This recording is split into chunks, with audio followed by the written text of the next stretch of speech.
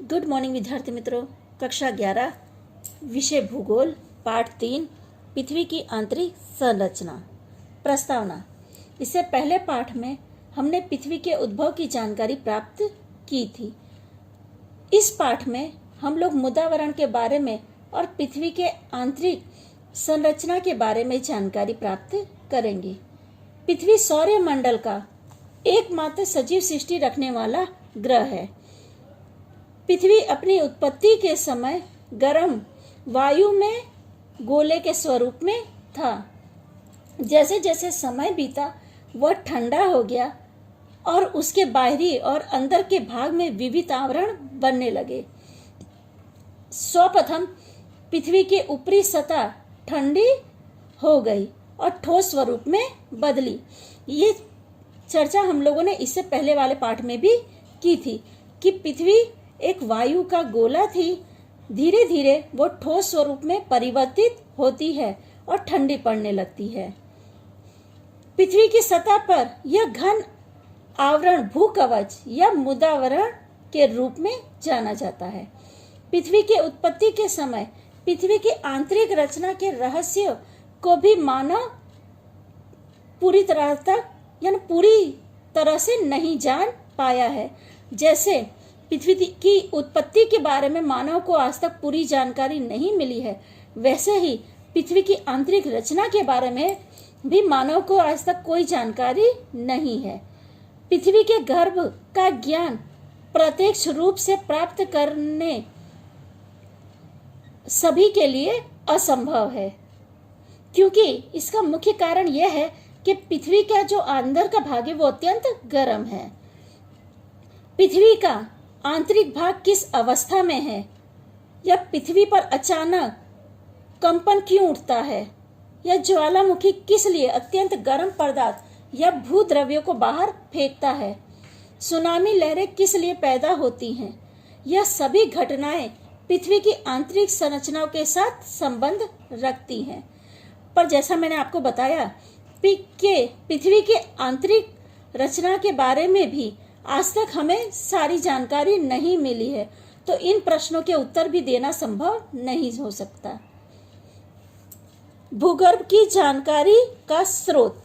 पृथ्वी की सतह से पृथ्वी का केंद्र लगभग 6370 किमी गहरा है। पृथ्वी के केंद्र तक पहुंचकर उसकी आंतरिक स्वरूप का पता लगाना संभव नहीं है। पृथ्वी के आंतरिक स्वरूप का रहस्य जानने के लिए एक्सरे के समान यंत्र भी हमारे पास नहीं है।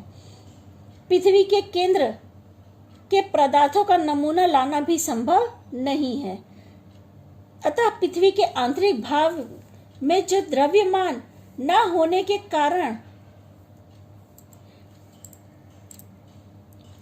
भूगर्भ के विषय में हमें बहुत सारा ज्ञान नहीं है, यानी जो हमारा ज्ञान है वो बहुत ही सीमित है या मर्यादित है, क्योंकि जो उसका द्रव्यमान है उसके बारे में भी हमें पूर्ण रूप से जानकारी नहीं है। पृथ्वी के आंतरिक भाग के विषय में भी जो कोई सिद्धि प्राप्त हुई है वह सभी परोक्ष या अनुमान पर आधारित है, यानी देखी नहीं है, सिर्फ अंदाजा लगाया जाता है। इसके बाद ये जानकारी कुछ भागों में प्रत्यक्ष निरीक्षण और भूगर्भ के पदार्थों के विश्लेषण पर आधारित है, यानी दो रूप से पृथ्वी के भूगर्भ के बारे में सिर्फ अंदाजा लगाया जा सकता है। पहला है प्रत्यक्ष स्रोत, दूसरा है परोक्ष स्रोत। प्रत्यक्ष स्रोत यानी डायरेक्ट स्रोत। भूगर्भ के विषय में प्रत्यक्ष जानकारी प्राप्त करने के दो स्रोत हैं। पहला है गहरी खान और खनिज तेल प्राप्त करने वाले या खनिज तेल प्राप्त के लिए बने हुए गहरे कुएं, और दूसरा है ज्वालामुखी विस्फोट के समय भूगर्भ में से बाहर निकलने वाला पदार्थ।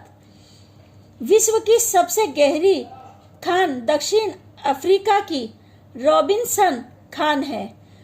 यह खान सोने की है और लगभग 4 किलोमीटर गहरी है। खनिज तेल की खुदाई किए गए कुओं की गहराई 8 किलोमीटर से अधिक नहीं होती। अंटार्कटिका महासागर में कोलाल क्षेत्र में 12 किलोमीटर गहराई तक खुदाई का कार्य हो गया है। फिर भी पृथ्वी का जो केंद्र भाग है वो 6370 किलोमीटर त्रिज्या रखने वाले पृथ्वी में या पृथ्वी के भूगर्भ में की और आज तक हम प्रवेश नहीं कर पाए हैं। भूगर्भ के विषय में विवरण से जानकारी हम नहीं दे सकते या नहीं समझा सकते। हम ऐसा कह सकते हैं, भूगर्भ का प्रत्यक्ष जानकारी के लिए दूसरे परोक्ष स्रोत जैसे ज्वालामुखी विस्फोट है। ज्वालामुखी विस्फोट के समय निकलने वाले लाव रस से प्रयोगशाला में संशोधन कार्य के लिए ले जाया जाता है। फिर भी इस बारे में ज्यादा जानकारी नहीं मिल पाती कि मेमरस कितनी गहराई से बाहर निकला है। दूसरा है परोक्ष स्रोत यानी इनडायरेक्ट। भूगर्भ में से प्राप्त पदार्थ के गुणधर्मों के विश्लेषण से पृथ्वी की आंतरिक संरचना संबंधित परोक्ष जानकारी मिलती है, जैसे कि कितने ही पदार्थ भूकंप, ज्वालामुखी या किसी दूसरे स्रोत से पृथ्वी के बाहर आते हैं। उनका घन, द्रव्यमान या तापमान के बारे में जानकारी प्राप्त कर सकते हैं और वह पदार्थ जहाँ से आया है वहाँ का एटमॉस्फेयर कैसा है इसके बारे में थोड़ी बहुत जानकारी मिल सकती है। मुख्य परोक्ष स्रोत या उनकी सिद्धियां निम्नलिखित है।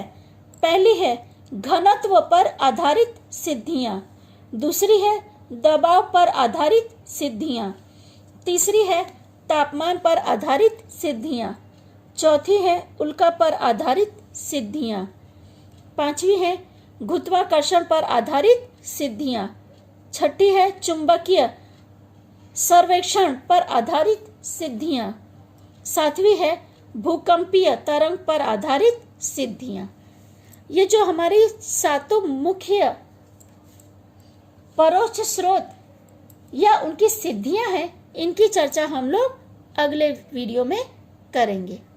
इसी के साथ हम लोग ये वीडियो पूरा करते हैं।